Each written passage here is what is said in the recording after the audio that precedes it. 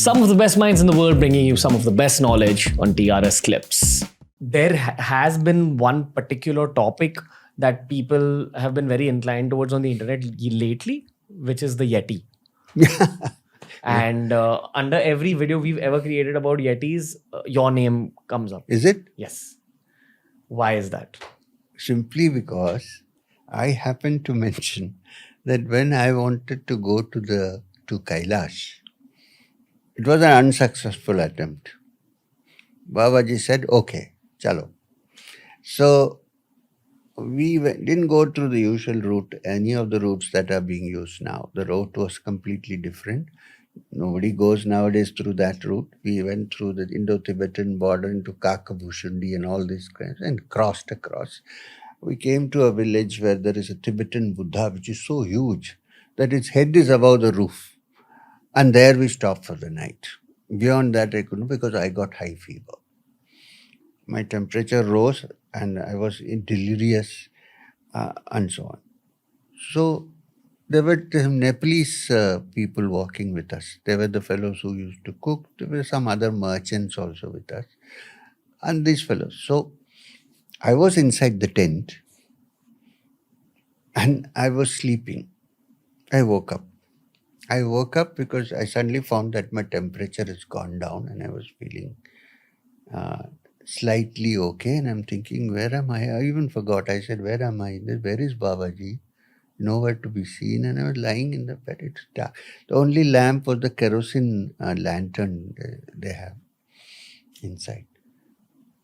Then I suddenly thought I thought it was the Nepalese guy who was bringing my soup or something. Something came in, and I was astonished. I was not suffering from any delusion. It is not delirium. There was a huge person standing there. And with the light of that lantern, I could hardly see much, but I knew that it is a furry kind of person. The first doubt was that it is a bear, but no, it was standing like a human being. I couldn't see the features much.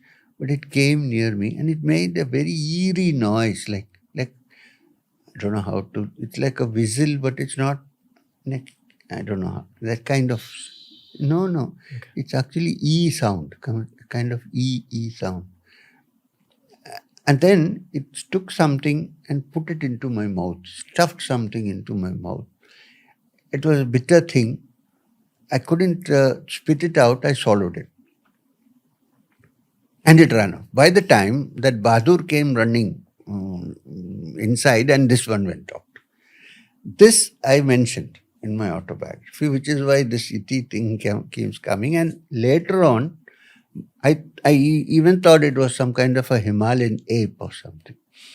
Babaji told me later on that it was an Yeti. And he said, you would have died with this fever. I said, but I had recovered. He said, no, it would have come again for 8 days. It is some kind of a mountain fever, which usually takes the person at the end.